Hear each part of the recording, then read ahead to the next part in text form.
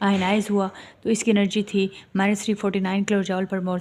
ये सोडियम और chlorine gas form में थे। जब ये मिले हम स्टार्ट करेंगे बॉर्न-हार्बर साइकिल, जो कि मोस्ट इंपॉर्टेंट लॉन्ग क्वेश्चन के तौर पे बोर्ड एग्जाम में आता होता है। अगर आप मेरे चैनल पर न्यू हैं, चैनल को सब्सक्राइब कर दें, मुझे अच्छे लगे तो लाइक कमेंट शेयर जरूर कर दें। बॉर्न-हार्बर साइकिल ये हमें क्या बताता है? ये हमें बताता है एंथैल्पी चेंज के बारे में, लेटेस्ट एनर्जी के बारे में और एनर्जी ऑफ आयनिक कंपाउंड के बारे में। बेसिकली ये एप्लीकेशन है हेस लॉ की। तो इसकी स्टेटमेंट फिर क्या है? अगर ये हमें ये सारी चीज़ें बता रहे हैं, हम इसमें फाइंड आउट करते हैं ये तीनों, एंथैल्पी चेंज भी, लेटेस्ट एनर्जी भी, आयनिक कंपाउंड की एनर्जी भी, तो फिर ये इसकी स्टेटमेंट क्या है? इसकी स्टेटमेंट ये है कि energy change in a cycle is zero. आपको पता है कि हेस लॉ भी यही कहता था कि जितने भी चाहे डिफरेंट रूट्स आ जाएं, लेकिन एनर्जी वही चेंज नहीं होती, वही सेम ही रहती है। चाहे जितने रूट से आके रिएक्शन कंप्लीट हो, एनर्जी वही रहती। तो सेम बॉर्न-हार्बर साइकिल भी यही कहता है कि energy change in a cycle is zero. सबसे पहले आपको ये फार्मूला याद करने की ज़रूरत है। वो फार्मूला है del H F is equal to del H L plus del H X. ये del H F enthalpy of formation है, डेल एच एल जो है लेटेस्ट एनर्जी है। तो अब यहाँ पे देखें, del H L latest energy है। तो ये सोडियम और क्लोरीन जब गैस फेज़ में थे, तो जब ये मिलते हैं तो सॉलिड में आ जाते हैं, सोडियम क्लोराइड में आ जाते हैं। तो जो एनर्जी होती है वो है -787 किलो जॉल पर मोल। ये लेटेस्ट एनर्जी हम यहाँ पे लिख लेंगे -787 किलो जॉल पर मोल, बिल्कुल इसके नीचे। फिर नेक्स्ट है enthalpy of formation del H F. Del H F is equal to -411 kilojoule per mole है। ये कैसे आई है? ये एक क्लोरीमीटर, जो ग्लास क्लोरीमीटर हमने लिखा था, उसमें एंथैल्पी और फॉर्मेशन में उस टॉपिक में देखें तो एंथैल्पी ऑफ फॉर्मेशन हमारे पास है -411, वो हम इसके नीचे लिख लेंगे एंथैल्पी ऑफ फॉर्मेशन। अब ये जो डेल एक्स है, एच एक्स, ये अब किसके इक्वल है? ये अब आपने कोर्स से देखना है, बहुत आसान है।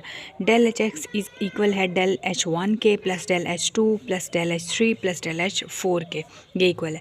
डेल एच वन क्या है? जब सोडियम एटम के फॉर्म में कन्वर्ट हो रहा है, एटमाइजेशन हो रही होती है, energy of atomisation. Sodium solid form से गैस फॉर्म में जब कन्वर्ट हो रहा है, तो जो एनर्जी है वो है 108। इसको हम बोलते हैं एनर्जी ऑफ एटमाइजेशन, जो कि है 108। ये है डेल एच वन।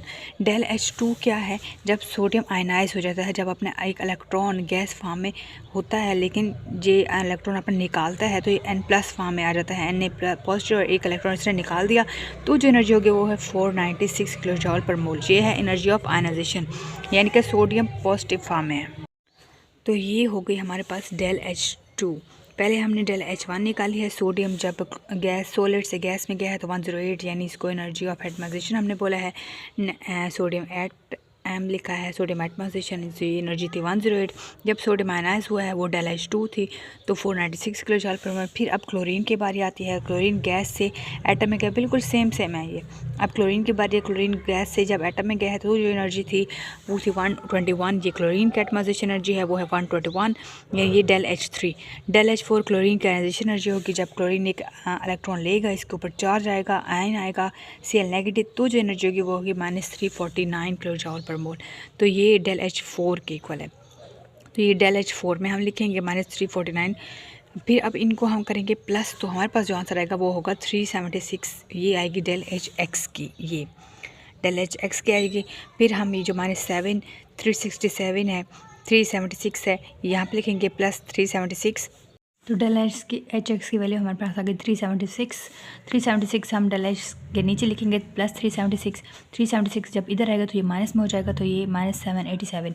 इन दोनों को जब प्लस करेंगे तो ये माइनस माइनस प्लस होता है, तो ये आंसर आएगा -787।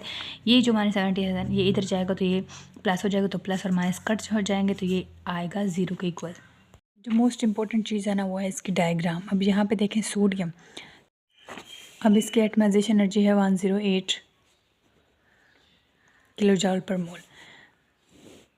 अब इसने अपना इलेक्ट्रॉन लूज़ करने के बाद ये पॉजिटिव में हो गया है, तो ये पॉजिटिव में हो गया है, तो ये Na पॉजिटिव, तो ये एनर्जी है इसकी। मोस्ट इंपॉर्टेंट इसकी डायग्राम है वो पहले ये है कि सोडियम पहले एटमाइजेशन की फॉर्म में था, इसकी एनर्जी थी 108। फिर ये इसने अपना इलेक्ट्रॉन लूज़ किया तो Na पॉजिटिव की फॉर्म में आ गया, तो अब जो इसकी एनर्जी है वो है 496 किलो जॉल पर मोल। अब लिखेंगे क्लोरीन की एटमाइजेशन। क्लोरीन जब एटम फॉर्म में था तो इसकी एनर्जी थी 121। अब फिर हम लगाएंगे एरो। फिर ये सोडियम ने जो अपना इलेक्ट्रॉन लूज़ किया है, और फिर क्लोरीन ने वो अपना इलेक्ट्रॉन गेन किया है, वही इलेक्ट्रॉन, तो आयन में कन्वर्ट हो गया है।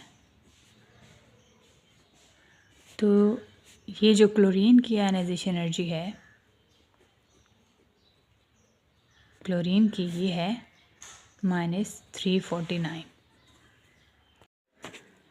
फिर यहाँ पे देखें सोडियम पहले एटमाइजेशन के फॉर्म में था, वहाँ एनर्जी 108 थी, फिर ये गैस फॉर्म में कन्वर्ट हुआ, अनाइज हुआ, तो आयनाइजेशन एनर्जी जो थी del H ionisation energy of sodium वो 496 थी। क्लोरीन भी पहले सेम एटम के फॉर्म में था, तब एनर्जी 121 थी। फिर ये गैस फॉर्म में आया, कन्वर्ट हुआ, आयनाइज हुआ, तो इसकी एनर्जी थी -349 किलो जॉल पर मोल। ये सोडियम और क्लोरीन गैस फॉर्म में थे, जब ये मिले तो सोडियम क्लोराइड बना सॉलिड फॉर्म में। अब ये जो एनर्जी है ये लेटेस्ट एनर्जी है। तो अब हमारे पास रह गई है इंथैल्पी ऑफ फॉर्मेशन जो क्या है -411 किलो जॉल पर मोल, ये हमने इधर बना दी है। फिर ओवरऑल रिएक्शन सोडियम और क्लोरीन जब मिले हैं तो हमारे पास ये क्या बना था, सोडियम क्लोराइड, ये ओवरऑल रिएक्शन है। यहाँ तक हमने बॉर्न हाइबर साइकिल पढ़ लिया है और ये बहुत आसान है।